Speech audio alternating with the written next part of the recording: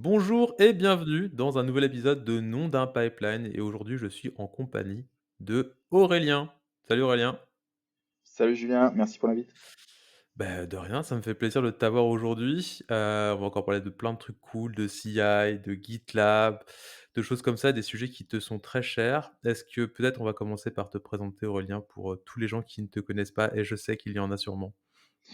Ouais, on se montre pas trop, on est un peu discret, mais merci de donner l'occasion de parler. Donc, alors, je suis CEO de R2 DevOps.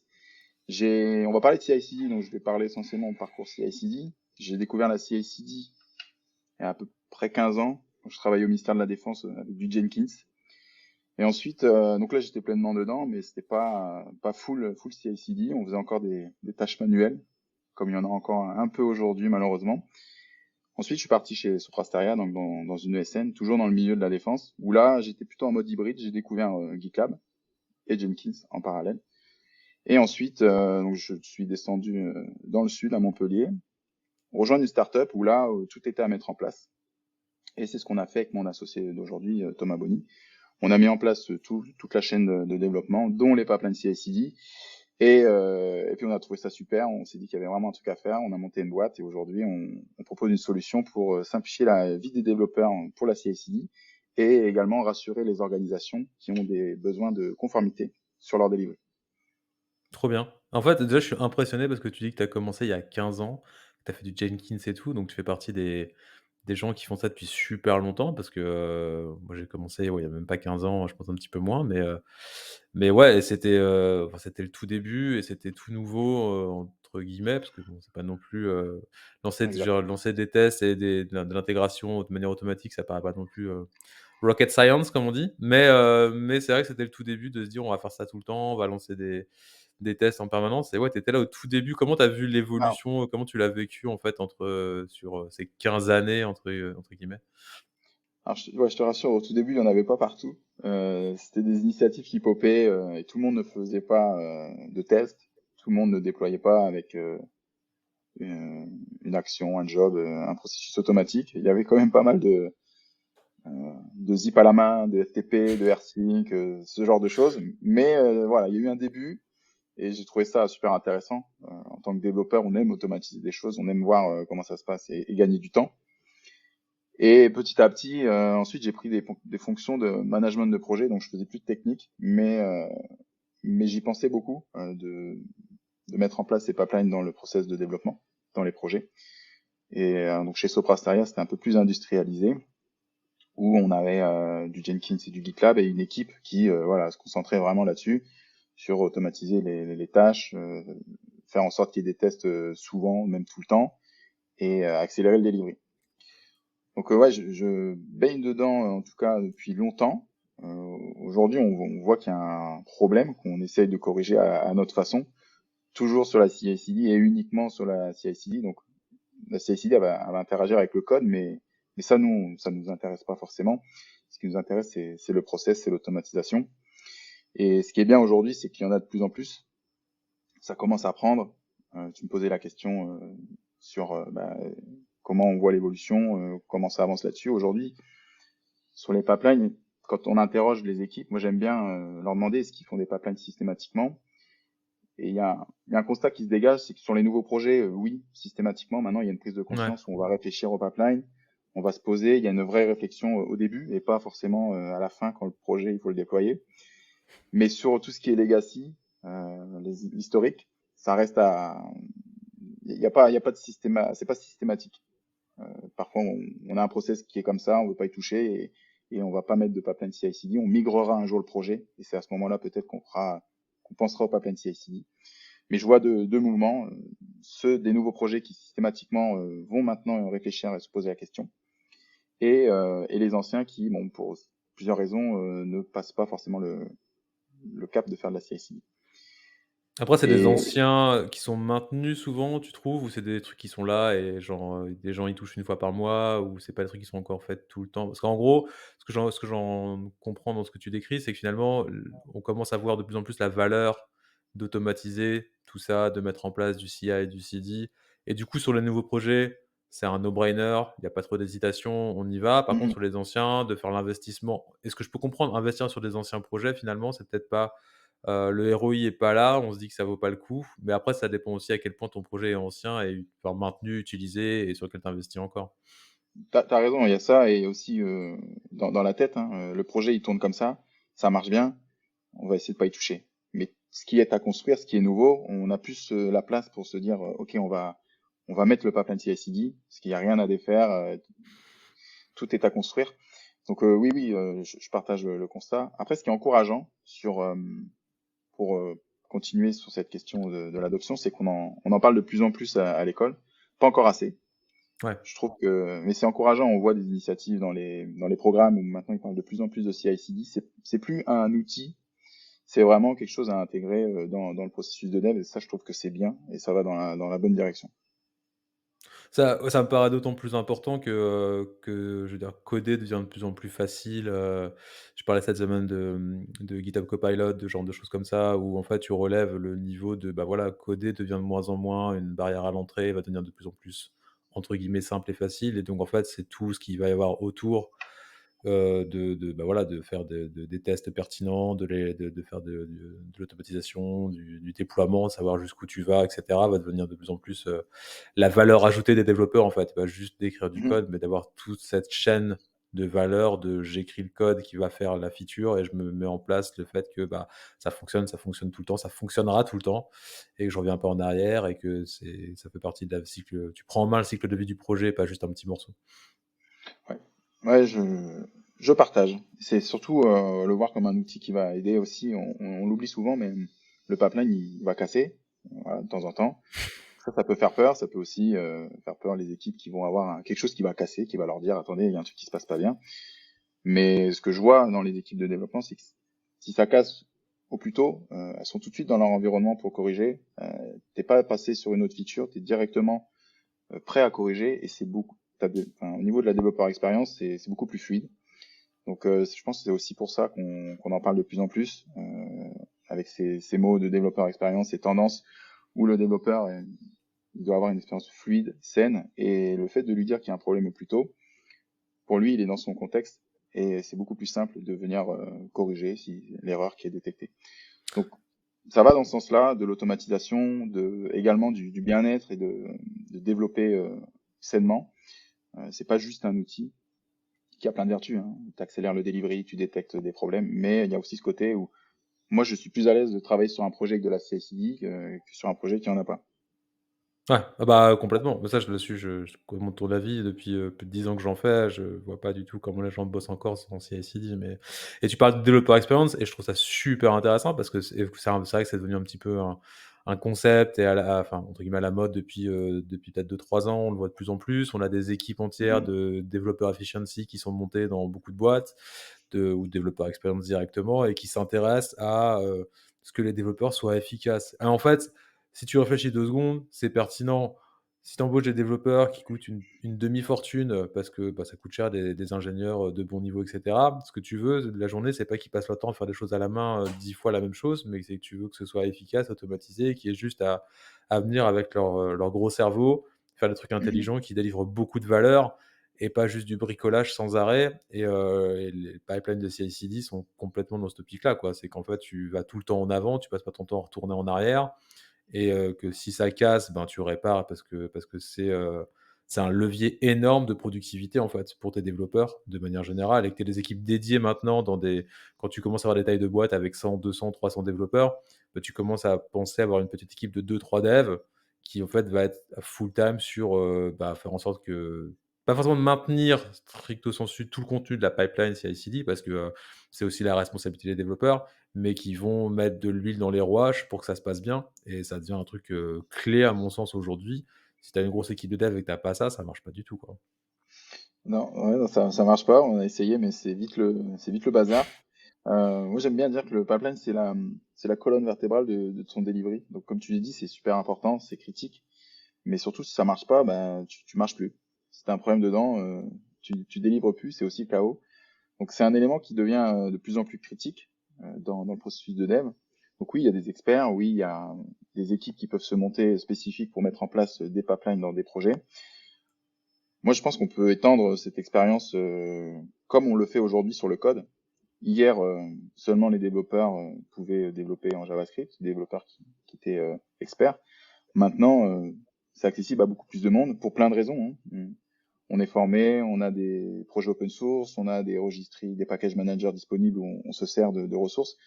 Euh, c'est, je pense qu'on peut aller sur ce genre d'expérience sur la CI/CD aujourd'hui. On a éduqué le marché, si tu veux, avant, hein, de mettre en place des pipelines. Ça reste quelque chose de très critique par des équipes spécifiques. Je pense qu'aujourd'hui, c'est le moment de l'ouvrir à plus de monde sans qu'on soit tous des experts, mais qu'on puisse facilement utiliser, interagir, corriger, maintenir, aider à l'amélioration de son pipeline. Parce que comme tu le Ouais, dis, c'est un élément critique. Et d'avoir une équipe qui peut représenter un SPOF pour maintenir ça, pour moi aujourd'hui, c'est un problème que je pense qu'on peut corriger. ouais et c'est ce que vous faites d'ailleurs chez, R2 DevOps, si j'ai bien compris en fait, c'est, cette mise en place commune en fait, pour, tout le monde? C'est le combat qu'on mène aujourd'hui. Moi, j'aimerais simplifier la vie des développeurs qui font de la CI/CD. Ça passe par plein de choses. Ça passe par pouvoir ne plus réinventer la roue. Aujourd'hui, il y a trop de connaissances dispersées qui, pour moi, mériteraient d'être capitalisées et accessibles à plus de monde. Et également l'expérience qu'on a du pipeline. Aujourd'hui, il n'y a pas grand monde. Il y en a, hein, je dis pas tout le monde, mais pas grand monde qui aime toucher un pipeline. Bon, en soi, ça reste du code qu'il faut aussi maintenir, donc qu'on peut maintenir, mais pour le maintenir, c'est assez délicat. Les développeurs n'aiment pas toujours ça. Bon, je me dis que si ça devient un élément critique, qu'il y en a de plus en plus dans les projets, il faut aussi que ce soit de plus en plus accessible. Donc ce qu'on fait avec, pourquoi on se lève tous les matins aujourd'hui, c'est pour simplifier la vie des développeurs qui vont travailler des pipelines CI/CD, c'est-à-dire, moi j'aimerais beaucoup plus de monde, mais en leur proposant de réutiliser des ressources qui existent, de ne pas réinventer la roue, d'avoir la même expérience, si tu veux, qu'un développeur a aujourd'hui quand il va chercher une librairie de code. Tu vas chercher une librairie de OK. code, tu réinventes pas un calendrier. Tu vas regarder sur le package manager, qu'il soit public ou privé, et soit tu t'inspires, soit tu réutilises directement un élément qui est versionné. Nous, le point de départ, c'est celui-ci sur la CI/CD, c'est de pouvoir voir sa connaissance comme une librairie versionnée, documentée, accessible à un endroit. Et après, bon, bah, ça débloque plein de choses. Ça débloque aussi la possibilité d'assurer à ton équipe que tu vas construire un pipeline qui va être conforme, qui va pouvoir être maintenu également par un membre de ton équipe et pas uniquement par celui qui a créé le pipeline.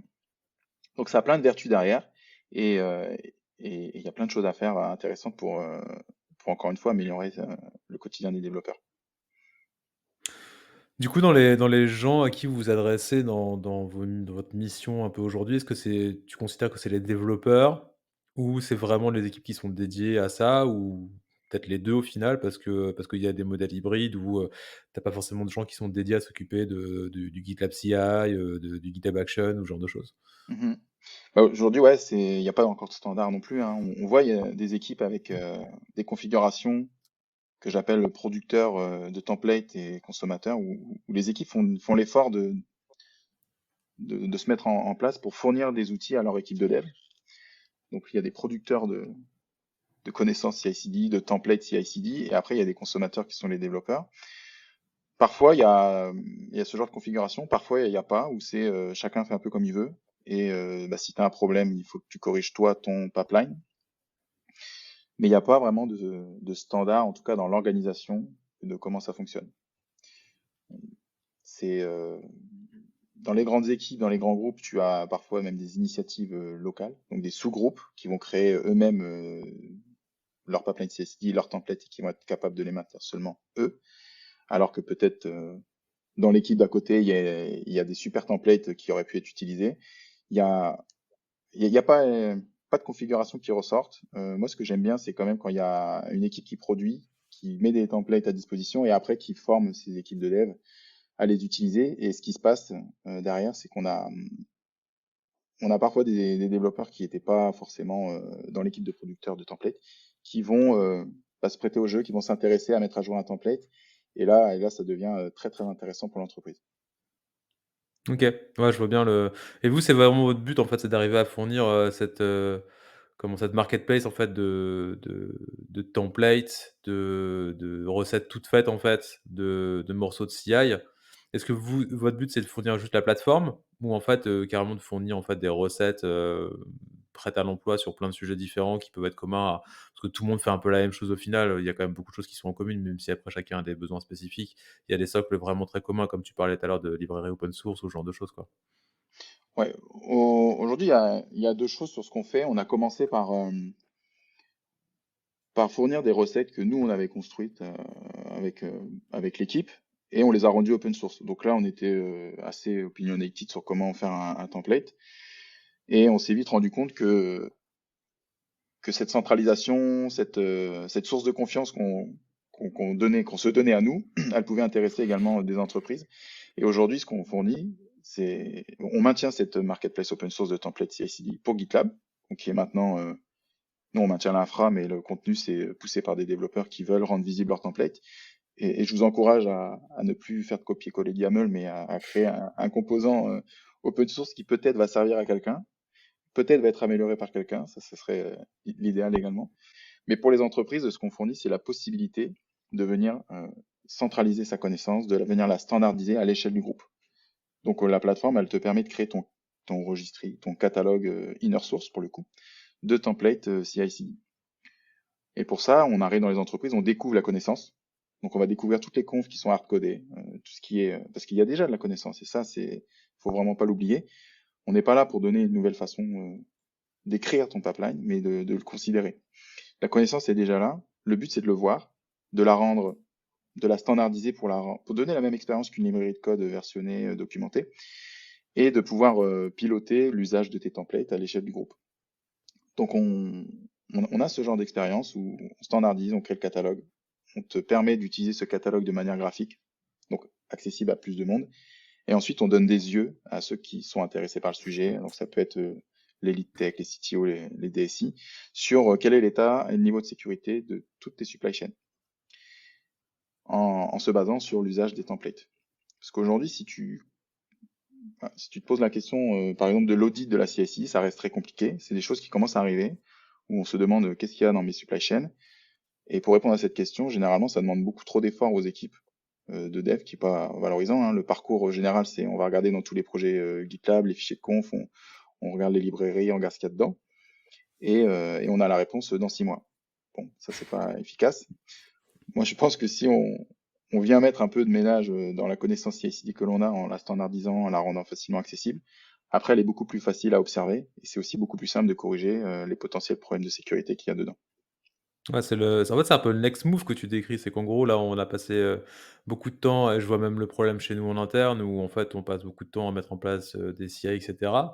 Mais la partie où tu te dis: «En fait, si on pouvait factoriser une partie de ce qu'on fait et qu'on duplique partout, ce serait quand même vachement mieux pour l'audit, en fait». Mais tant que tu as pas ce problème, entre guillemets, «d'audit» et de savoir vraiment ce que tu fais parce qu'en fait, tu as tu vas scanner ton code pour les vulnérabilités, pour les problèmes, tu as des linters et cetera. Mais finalement, c'est un truc qui est pas forcément ultra développé sur les pipelines de CI/CD parce que, bon, c'est relativement récent, à l'échelle Mhm. du monde de l'informatique où finalement on a passé plus de temps à bosser sur des langages de programmation et pas forcément sur des templates YAML et du coup, tu te retrouves dans un truc où, en fait, si tu réfléchis 2 secondes, que tu veux tout ça auditable, en fait, c'est comme du code, il faut que tu refactores tes fichiers YAML, que tu les mettes en commun et que tu les réutilises et que tu puisses avoir, ouais, j'imagine à la fin, idéalement, une sorte de dashboard où on te dit, l'état de chaque projet sur, la maintenabilité, la sécurité, les best practices et tout ça et parce que tu veux que ce soit maintenable à long terme et je pense que c'est un vrai truc,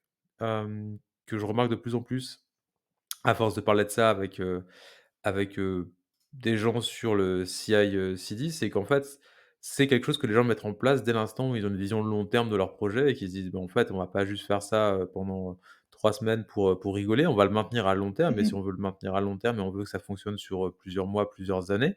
C'est plus l'époque des projets jetables, si ça l'a Mhm. été et bah, on a besoin de ça, en fait. On a besoin de pérennité et on a besoin de qualité et de monitoring, de plein de choses comme ça, en fait et donc tu as besoin de ce genre d'outils au final.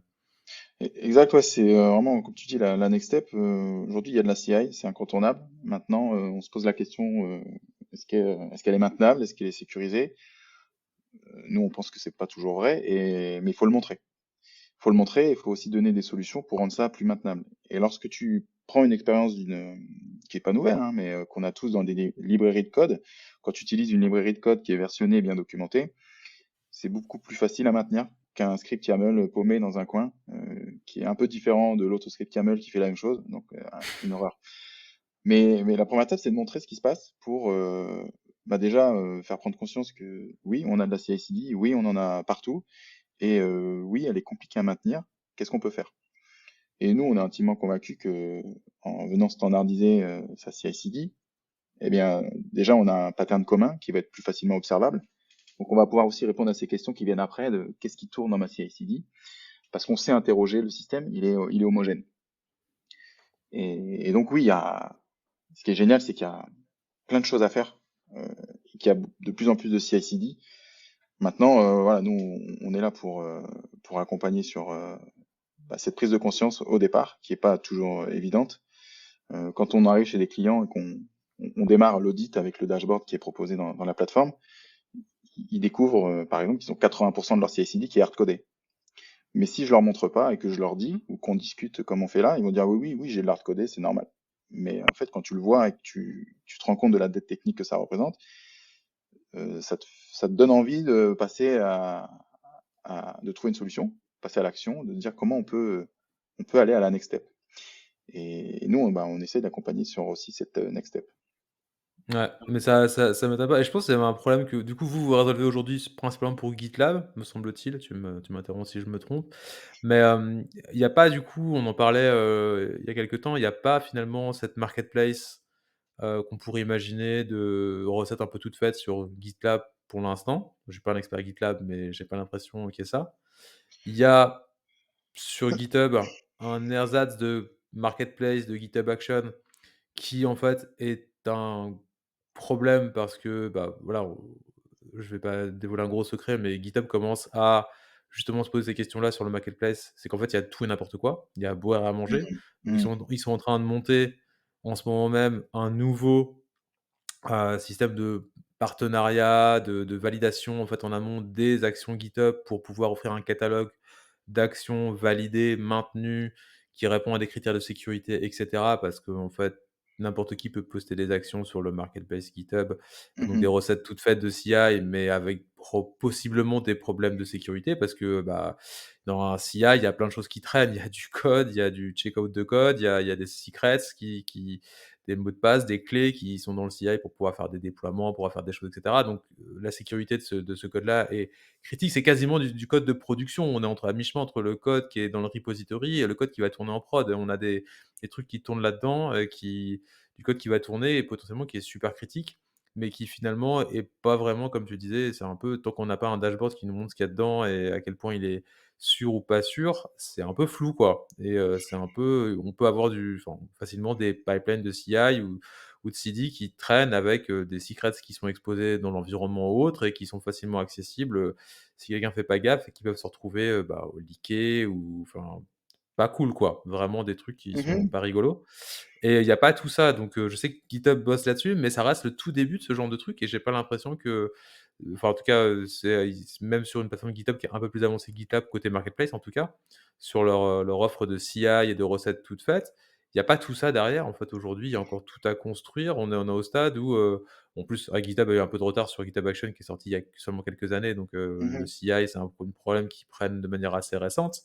Mais il y a pas tout ce tooling et de consolidation finalement autour de, bah, le CI, c'est vraiment du code et il va falloir lui fournir des outils aussi solides que ce qu'on avait, quand on codait en Java ou en Python ou en Go, quoi. Ouais, ouais, ça va venir. Effectivement, GitHub, GitLab, la CI, moi j'en fais depuis assez longtemps. GitHub, c'est assez nouveau. Mais GitHub a déjà cette marketplace que GitLab n'a pas, mais est en train de construire. Donc nous, aujourd'hui, enfin, la plateforme RDDevOps, elle est partenaire avec GitLab, partenaire technique. Et c'est pour ça qu'on s'intègre très bien avec les plateformes GitLab et ceux qui sont sur GitLab.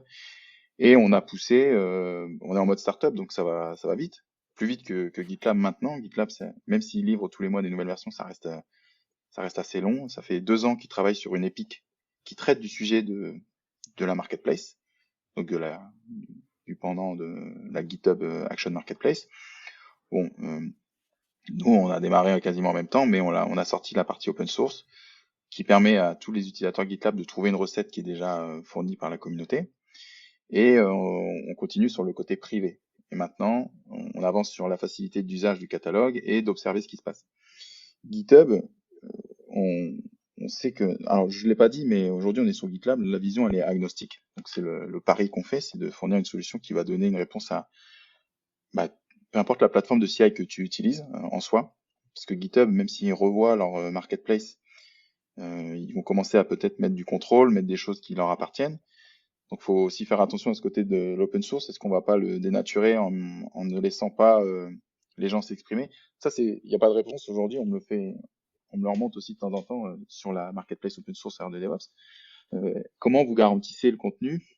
Aujourd'hui, moi, j'ai pas envie de faire un peu d'open source, de faire différemment. Donc, on doit laisser la communauté s'exprimer. Par contre, sur les modes de contribution, on a 3 modes où tu peux contribuer sur le repo officiel maintenu par l'équipe R de DevOps, où là, tu as un pipeline particulier. C'est-à-dire que si tu vas chercher une image Docker en latest, bah, ton pipeline il va te dire non. Ou tu as ce genre de choses qui vont te cadrer sur les best practices pour fournir un template. Où on fait de l'analyse aussi antivirus sur le contenu. Mais tout ça, ça reste public. Ensuite, on a des Verified Publishers, où il y a des initiatives de grands groupes qui poussent des templates ou de partenaires qui veulent avoir un template open source pour utiliser son service dans le pipeline GitLab et éviter d'avoir une doc avec une conf YAML à copier. Parce qu'aujourd'hui, quand vous voulez intégrer un nouvel outil dans une conf CI, une nouvelle techno, vous allez dans la doc de la techno, on vous donne un bout de YAML et vous le copiez, vous le collez. Donc, tu as 50 projets, tu fais ça 50 fois. Moi, j'ai pas envie de ça. Ce que j'ai envie, c'est que l'éditeur, il fournisse un template open source, puisque la doc, elle est open, qui le versionne, qui maintient, très bien, et qui est beaucoup plus simple à utiliser pour les clients qui vont appliquer ce service. L'expérience, elle serait, je prends le composant, je l'applique dans mes projets, c'est versionné, je suis content. J'ai pas à demander à mes équipes de faire un copier-coller, parce que bon, on veut éviter ça. Donc, tous les bouts de conf YAML des éditeurs, des services, moi, j'aimerais qu'on puisse en avoir des librairies versionnées qui rassurent aussi et qui font gagner du temps quand on veut les appliquer. Donc, il y a des verified publishers tels que les partenaires techniques. Et après, il y a la communauté. Donc là, c'est des développeurs qui vont faire un bout de template, qui ont une connaissance particulière et qui ont envie de le partager à la communauté. Et là, ça reste open source, donc tu peux voir le code, mais nous, on n'a pas de la main sur le repo, puisque c'est le repo personnel. Après, c'est là où on rentre dans le principe qu'il faut aller voir aussi quand on utilise des ressources. Regardez ce qu'il y a dans un template. Si le template n'est pas très grand, on peut. Si c'est un template de pipeline très très grand, c'est peut-être un peu compliqué. Mais en tout cas, on peut pas. Nous, on vérifie si tu contribues sur le repo officiel, parce que tu as des règles. Mais après, le reste, il faut, je pense, laisser aussi la communauté s'exprimer et après se réguler. Ouais. Ça, c'est un problème de fond, de toute façon, que tu retrouves aujourd'hui sur, des bibliothèques open source où en fait, tout le monde installe des bibliothèques, qui viennent de droite à gauche, enfin que ce soit de PyPI en Python, de NPM en JavaScript et cetera et en fait, tu fais, énormément confiance en fait, à ce que tu vas télécharger et installer dans ton pipeline et dans ton code en prod à la fin parce que tu as pas le temps d'auditer, et tu as pas les moyens d'auditer, tout ce que tu vas utiliser en bibliothèque open source, donc tu as forcément une part de confiance auprès de la communauté pour qu'il y ait pas de code, malveillant ou malicieux Mhm, et donc tu dois arriver à la même chain of trust finalement sur la partie, pipeline CI. Ça me paraît un peu évident et tu dois du coup partir du principe que et ça va être un vrai boulot en fait de, soit trouver comme tu disais des trucs qui sont publiés par des partenaires, par des éditeurs bien précis et tu sais que dans ce cas-là, tu fais confiance parce que c'est ton fournisseur quelque part et si la mhm. communauté est ton fournisseur, il faut que tu fasses, confiance à la communauté derrière, tant que tu as pas d'intermédiaire qui valide et qui tamponne, quelque chose comme étant, sûr. Ouais, exact. Non, non, c'est tout à fait le cas. Et on regarde ce qui se passe dans les dépendances du projet, du code. Nous, on a envie de regarder ce qui se passe dans toutes les dépendances CI/CD. Et quand tu poses la question, je sais pas si ça t'arrive, mais moi, ça m'arrive souvent. Je demande est-ce que vous vérifiez, comment vous vérifiez ce que vous buildez. Donc là, on me sort plein de choses. On vérifie les images, on fait du trivi, on fait plein de choses. Mais quand je leur pose la Mmh. question, comment vous vérifiez ce qui vous sert à builder ou à livrer, là, parfois, je suis pas compris. Donc peut-être je pose mal la question, mais la question c'est est-ce que vous vérifiez ce qui vous sert à lancer vos tests, ce que vous mettez pour exécuter des tests. Et là, c'est assez nouveau. Il y a certains qui regardent, il y a certains qui font attention, qui ont des registres privés, par exemple, sur les outils de CI. Ouais, Donc déjà, ils ont ce côté, on va pas chercher des images n'importe où.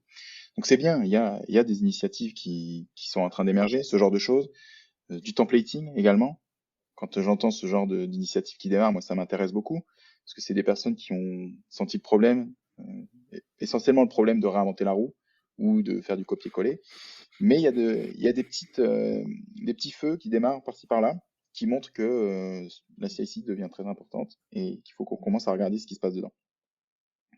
ouais. Ça me pa le templating, je pense que c'est un peu la première étape, en fait, quand tu te rends compte que finalement tu passes beaucoup de temps à te répéter et qu'en fait tu as besoin de toute ta pipeline, tout le temps et qu'en fait tu commences à le traiter comme du vrai code et pas juste un truc dans un coin qui Mhm, automatise, 2-3 tâches et ça me paraît le première étape avant d'arriver à un truc où tu dis: «Bah, en fait, il me faudrait, une collection de templates entiers» et qu'effectivement tu finis avec une sorte de marketplace public, privé. Je pense que aussi un truc qui est vraiment cool, c'est, et qu'aujourd'hui on voit nulle part, c'est d'avoir, en fait une marketplace privée avec tes best practices, tes façons de faire à toi, dans ton entreprise, dans ton équipe, d'avoir ce genre de marketplace. Je vois beaucoup de valeur là-dedans parce qu'en fait, si tu veux vraiment pérenniser tout ce que tu fais et avoir cet effet de levier que procure le CI/CD, c'est encore mieux si tu peux avoir ta propre, collection de recettes toutes faites que tu partages et qui sont écrites par tes ingénieurs et tes équipes, en interne.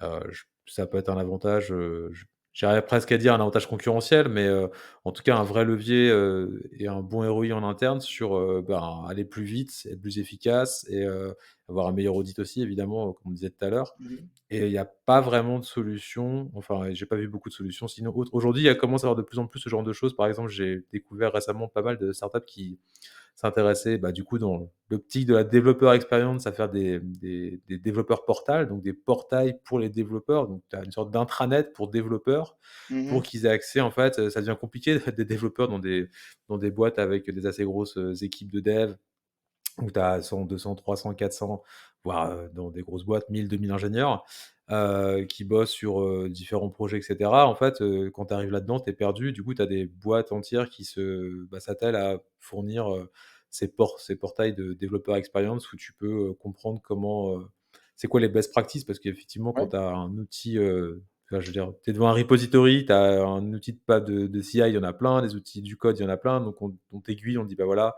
ce qu'il y a» et ça rentre typiquement dans ce genre de choses pour moi, c'est, bah, la partie CI, CD, tu as ce besoin-là de dire: «OK, bah, moi je suis dans une nouvelle équipe, on va construire un nouveau projet, comment on fait? C'est quoi la pratique? Quel langage on doit choisir? Ou quels sont les langages qu'on devrait choisir? Quels sont les technos? Quelles sont les recommandations, des autres équipes sur ces sujets-là?» Et du coup, bah, forcément le CI/CD ça tombe là-dedans à un moment ou à un autre, quoi. Et mhm, ça adresse une partie de ce problème-là pour moi d'avoir, ce côté marketplace, privé où tu peux dire: «OK, bah, on a déjà construit tout ça, donc si tu veux faire un projet qui ressemble à celui qu'on a fait, ces dernières années parce qu'on a besoin d'une brique en plus, nin tu as plein de briques déjà toutes faites et tu vas beaucoup plus vite. Tu bootstrap ton projet, en 3 fois plus vite que si tu commençais vraiment de zéro et que tu repartais à chaque fois, d'une feuille ouais. blanche». Ouais, il y a ça, tu vas plus vite. Enfin, il y a plein de choses intéressantes dans ce que tu dis, mais tu vas plus vite et aussi tu vas utiliser quelque chose qui va être maintenu dans le temps. Tu vas pas inventer un nouveau truc qui va fragiliser, que tu vas être le seul à maintenir. Et ça, on l'oublie trop souvent. On veut aller vite, on crée un template très bien, mais après, il faut le rendre visible pour qu'il soit utilisé et pourquoi pas maintenu. Et le portail que tu décris, donc là, on parle CI/CD, hein, on va focus là-dessus, mais ça peut s'y prêter pour plein de choses, pour des règles de dev. Mais sur la CI/CD, ce qui nous manque aujourd'hui, c'est une source de confiance où je pose la question, je veux faire un projet avec tel techno, qu'est-ce que j'ai à disposition aujourd'hui pour le faire et pas réinventer la roue? Et ce qui est dingue, c'est que dans les boîtes où on va, il y a déjà la connaissance. Il y a déjà des templates ou des pipelines qui sont cachés. Quand je dis cachés, c'est qu'ils sont pas facilement accessibles, mais où tu vas trouver la réponse. Une anecdote là-dessus, où on a un client qui nous a demandé de faire, de mettre en place un pipeline pour un gros projet. Donc c'était sur un GitLab avec, bon, il y avait plus de 1500 projets et nous on démarrait un nouveau projet. Et avant de démarrer, on a regardé ce qu'il y avait. On a fait cette veille manuelle. Qu'est-ce que vous avez dans vos pipelines existants? Et en fait, on a retrouvé qu'il y avait plus de 60% de ce qu'on nous demandait qui était déjà là, alors qui était hard-codé, qui était dispersé, réparti. Mais à la fin, ce qu'on a vendu, c'est pas une prestation pour écrire un nouveau pipeline à notre façon, qui allait fragiliser encore plus, mais c'est notre vision de venir standardiser ce qu'ils avaient déjà et de créer ce portail, comme tu dis, pour que demain, quand ils se posent la question, ils puissent réutiliser ce qui a déjà été fourni par l'équipe. Et, et posez-vous la question, enfin, quand vous démarrez un pipeline, je pense que c'est ce que vous faites, mais est-ce que j'ai déjà fait ça? Oui. Comment je Ouais. fais pour retomber là-dessus? Bon, bah, l'expérience aujourd'hui, c'est on va chercher dans les fichiers pour GitLab, en tout cas, GitLab CI, et on fait un copier-coller, on fait un commit, on essaye. Bon, ça peut marcher une fois, mais moi, j'ai pas envie de faire ça tout le temps. Si j'ai déjà de la connaissance, je veux pouvoir l'avoir tout de suite et l'utiliser tout de suite. Pourquoi pas l'améliorer? Et si j'améliore cette connaissance, eh ben, identifier que ce que j'ai ajouté pour ce nouveau projet, je peux aussi l'appliquer sur bah, les 10 projets qui l'utilisent. Et là, ça, c'est une démarche vertueuse pour moi. Ouais, et je peux répondre à ta question d'ailleurs, comment on fait chez nous? Bah, c'est ce que tu décris. Quand on fait un nouveau projet, alors on utilise, GitHub Action en l'occurrence, mais, en général, on commence par, copier-coller, le truc qu'on a déjà fait dans le repository d'à côté. En général, au bout d'un moment, quand on doit corriger un truc dans, ce copier-coller, dans un repo, puis dans le deuxième et qu'on passe notre temps à faire des tu sais, tu corriges dans un repo, puis tu corriges dans l'autre parce qu'il faut corriger dans les 2 en même temps, les petits problèmes Mm. que tu peux avoir ou les bugs que tu découvres. Soit arriver au troisième repo, soit arriver au troisième correctif. Enfin, à un moment, ça nous fatigue. On fait bon, on va prendre 10 minutes et puis on va vraiment factoriser le truc dans une GitHub Action dédiée qu'on va utiliser, etc. Mais c'est vrai que comme et encore aujourd'hui, même sur GitHub, la barrière à l'entrée pour faire ça, elle est un peu élevée. Tu dois faire un nouveau repository, écrire un README, faire un fichier YAML, même si tu la publies pas et que tu la gardes en privé. Et en fait, c'est pas du one click quoi, ça demande, je dis 10 Mm. minutes, mais ça demande peut-être une bonne heure et du coup, bah, c'est vrai que tu le fais pas parce que copier-coller, c'est plus rapide qu'une heure, vraiment. Du coup, tu commences Mhm. comme ça et tu finis toujours par le regretter à un moment ou à un autre et tu dis: «Bon, finalement, je vais la prendre cette heure pour faire ce repository» parce que ce truc, on se rend compte qu'en fait, on va l'utiliser déjà dans ces 2 projets, peut-être un troisième bientôt, que ça va devenir un standard, donc on va le standardiser. Donc on le fait, mais c'est vrai qu'on le fait pas dès le début. Bon après, je me dis, c'est un peu comme quand tu fais du code. En général, tu peux dupliquer un bout de code et puis finalement tu te dis on va essayer de pas se répéter, on va essayer de refactoriser ça. Mais l'expérience de factorisation, elle n'est pas si fluide que ça non plus aujourd'hui, que ce soit je Ouais. pense chez GitLab ou chez GitHub. C'est pas du tiens, j'ai ce bout de code en commun, mettez-le dans un template en commun, bah c'est pas super évident. Il y a sûrement encore beaucoup de boulot à faire là-dedans pour enfin beaucoup de boulot, beaucoup d'efforts à faire, je pense, pour améliorer les produits en général, pour que ce soit encore plus facile pour les équipes d'ingé que ce soit un no-brainer de dire ok bah Ouais. ça ce bout-là, je le mets en commun, bim, j'utilise 2, 3, 4 fois, trop facile, je le fais tout le temps. Parce qu'en fait, c'est ça le coup. Dans du code, tout le monde sait le faire, tu sors ton éditeur de code et puis, tu fais une fonction, tu factorises. Mais en fait, ça devient dès que tu passes en mode un peu infrastructure, il faut des repositories, des machins pour entreposer Mhm. les templates et tout, ça devient vachement plus compliqué. Il y a pas encore ce truc, hyper facile. J'espère que ça arrivera ces prochaines années et que ça va s'améliorer de plus en plus. Parce qu'il y a un vrai besoin, à mon sens, pour améliorer la qualité, à long terme de ce qui est produit en termes de CI/CD. Ouais, là-dessus, c'est vrai qu'il y a parfois c'est plus facile d'écrire. Euh, Moi, je crois vraiment qu'on peut simplifier ça et ce qu'on fait, c'est qu'on découvre ce qui existe et on aide à templétiser parce que je pense que c'est la bonne démarche. Mais c'est pas obligatoire. Parfois, on me dit, mais moi, je suis pas d'accord, il faut pas tout templétiser. Bah, moi aussi, je suis d'accord, il faut pas tout templétiser parce qu'au départ, tu vas faire un bout de code au départ. Donc, tu peux avoir du hard codé quelque part qui va servir. L'idée, c'est de savoir qu'il existe et que si tu veux l'utiliser et le pérenniser, là, tu te poses la question, bon, maintenant que j'ai un bout de code qui me sert une fois sur un projet qui n'est pas un projet draft, est-ce que je le laisse comme ça? Ou est-ce que j'en crée un template versionné avec les vertus que ça apporte? Ben ça, déjà, pour le voir, c'est compliqué. Dans une organisation GitLab ou GitHub, si tu as 1000 projets, identifier ça, c'est compliqué. Mais c'est bien d'avoir du hard-codé. Et je vais dire pourquoi, je suis convaincu de ça. On a du hard-codé à certains moments où dedans, il y a des super trucs. Et c'est ce qui permet d'innover. Si tu vas vite, tu crées un bout de template, tu vas le faire en hard-codé. Il faut pas forcément mettre cette barrière tout de suite, comme tu le dis, hein, où c'est compliqué, il y a toujours un effort à faire pour créer un template. Dans R2 DevOps, il y a un effort également à faire qu'on essaie de simplifier parce qu'on sent que ça peut être une friction. Mais on peut pas demander de faire un template tout de suite alors que toi, tu veux faire un bout de YAML pour une tâche précise. Donc il faut pas freiner cette innovation et il faut laisser les gens s'exprimer en faisant du hard codé. Mais après, il faut pouvoir l'identifier. Et si tu penses que c'est quelque chose que tu veux capitaliser, te donner le moyen de créer un template et de l'appliquer sur plusieurs projets. Ouais, et tu parlais tout à l'heure de, de vos clients ou des équipes où vous intervenez.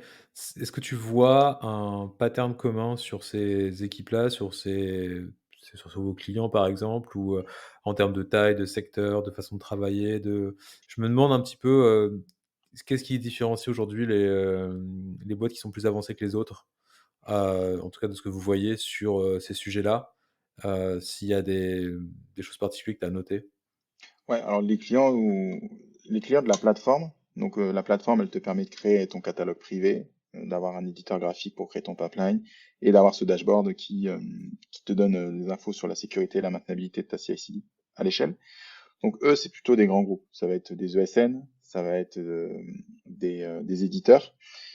Les startups, bon, on a une version limitée qui peut correspondre aux startups, mais elles n'ont pas forcément encore ce besoin de standardiser, d'observer.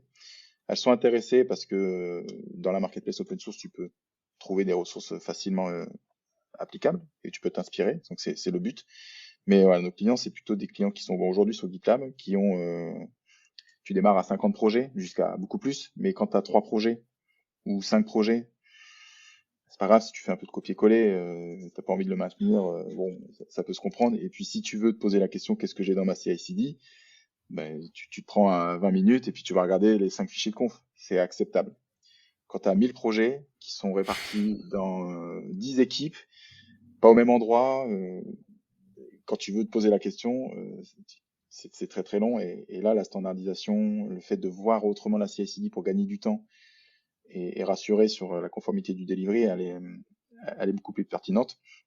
On a également des entreprises qui ont des soucis de compliance pour passer, par exemple, des certifications sur le SecNum Cloud, par exemple.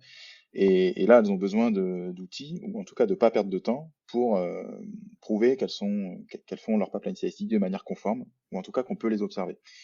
Donc toutes ces entreprises-là, c'est potentiellement des personnes avec qui on peut discuter et qu'on peut aider à atteindre leurs objectifs. OK, super intéressant, ouais.